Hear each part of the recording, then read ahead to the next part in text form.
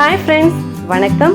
Welcome to your recipes diary. இன்னைக்கு நாம நல்ல கமகமன் வாசனையோட சுவையான சாம்பார் வைக்க சாம்பார் பொடி எப்படி அரைக்கிறதுன்னு பார்க்க போறோம். இந்த சாம்பார் பொடி நீங்க அரைச்சி வச்சுக்கிட்டீங்கன்னா ஹோட்டல்கள்ல வைக்கிற சாம்பார் மாதிரியே நல்ல மணமான சுவையான சாம்பார் நீங்க வீட்லயும் செய்யலாம்.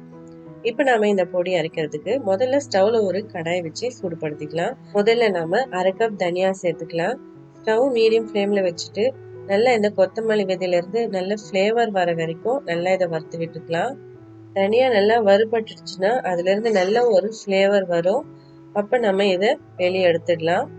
இப்ப நம்ம இதுல ஒரு 20 வரமிளகாய் சேர்த்துக்கலாம். நீங்க நீட்டு மிளகாய் இல்ல குண்டு மிளகாய் எது வேணாலும் சேர்த்து நல்லா வறுத்துக்கோங்க. மிளகாய் கரிஞ்சு போகாம பார்த்துக்கோங்க. நல்லா சூடேறினா போதும். அந்த அளவுக்கு வறுத்துட்டு நம்ம இந்த மிளகாவை கடாயில இருந்து எடுத்து வச்சிடலாம். நம்ம சாம்பார் வைக்கும் போதே வரமிளகாய் பச்சை மிளகாவும் சேர்த்துப்போம். பச்சை மிளகாய் சேர்க்கும் போது நல்ல வாசமாகவும் இருக்கும், காரமும் கொடுக்கும். அதனால சாம்பார் பொடிக்கு வரமிளகாய் இந்த அளவுக்கு சேர்த்துக்கிட்டா சரியா இருக்கும். இப்ப நம்ம இதுல ஒரு கை நிறைய கருவேப்பிலை சேர்த்துக்கலாம். கருவேப்பிலையை தண்ணியில் நல்லா அலசிட்டு நிழல்லையே நல்லா ஆற விட்டுடுங்க. கொஞ்சம் கூட ஈரம் இல்லாம நல்லா ஆறலாம். கம்மியான தீலிய கருவேப்பிலை நல்லா மொறுமொறுன்னு கிறிஸ்பா வர வரைக்கும் வறுத்து விட்டுக்கோங்க.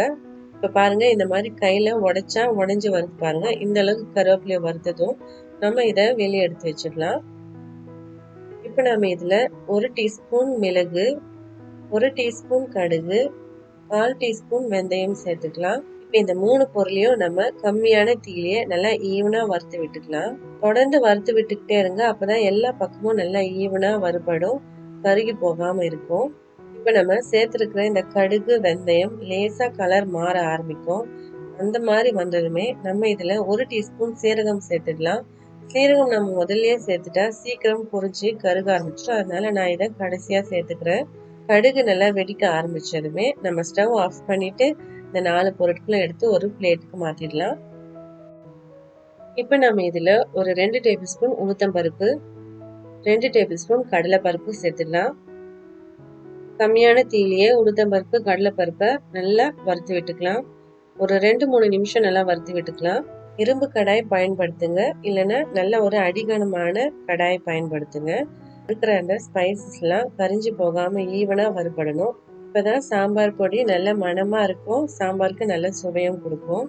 இப்ப லேசா வறுபட ஆரம்பிச்சிருக்கு. இப்ப இதுல ஒரு 2 டேபிள் ஸ்பூன் பாசிப்பருப்பு சேர்த்துக்கலாம்.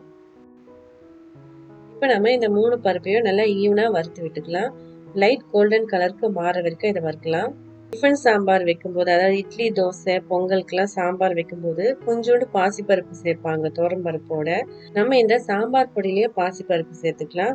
சாம்பார் நல்லா திக்காவும் வரும், நல்ல டேஸ்டும் கொடுக்கும். பாருங்க, நம்ம சேர்த்த உளுத்தம்பருப்பு கடலைப்பருப்பு பாசிப்பருப்பு எல்லாமே ஈவனா வறுபட்டு இருக்கு, லைட் கோல்டன் கலர்ல வந்திருக்கு. இப்ப நம்ம ஸ்டவ் ஆஃப் பண்ணிடலாம். இதுல இப்ப 1 டீஸ்பூன் மஞ்சள் தூள் சேர்த்துடலாம். நான் மஞ்சள் பொடி அரைக்கிறதுக்காக விரல் மஞ்சள் வாங்கி வச்சிருக்கேன். அதுல ஒரு கிழங்க நான் தட்டிட்டு சேர்த்திருக்கேன். நீங்க 1 டீஸ்பூன் மஞ்சள் பொடி சேர்த்துக்கோங்க.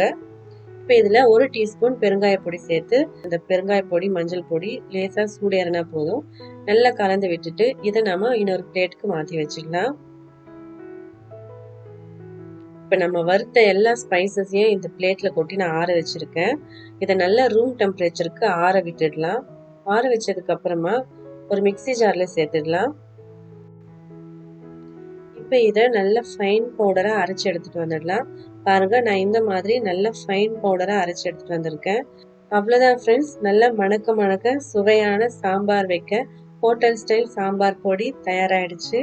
நீங்களும் இந்த பொடி அரைச்சி வச்சுக்கிட்டீங்கன்னா சாம்பார் வைக்கும் போதெல்லாம் இந்த பொடி பயன்படுத்திக்கலாம். மிளகாய்த்தூள் தனியாத்தூள் சேர்க்க வேண்டிய அவசியம் இருக்காது. அதுக்கு பதிலாக இந்த சாம்பார் பொடி 1 டீஸ்பூன் இல்லை 2 டீஸ்பூன் நீங்க சாம்பார் வைக்கிற அளவுக்கு ஏற்ற மாதிரி சேர்த்துக்கலாம். இந்த சாம்பார் பொடியை பயன்படுத்தி நான் hotel style tiffin sambar recipe upload பண்ணியிருக்கேன். இட்லி தோசை பொங்கல் மெதுவடை எல்லாத்துக்குமே நல்லா இருக்கும். இந்த ரெசிபியோட லிங்கையும் நான் டிஸ்கிரிப்ஷன்ல கொடுக்குறேன். உங்களுக்கு வேணும்னா நீங்க செக் பண்ணி பாருங்க. ஓகே ஃப்ரெண்ட்ஸ், இந்த வீடியோ உங்களுக்கு பிடிச்சிருந்தா லைக் பண்ணுங்க. இந்த ரெசிபி பத்தின உங்களோட கருத்துக்களையும் மறக்காம கமெண்ட்ல மென்ஷன் பண்ணுங்க. Thank you, bye bye.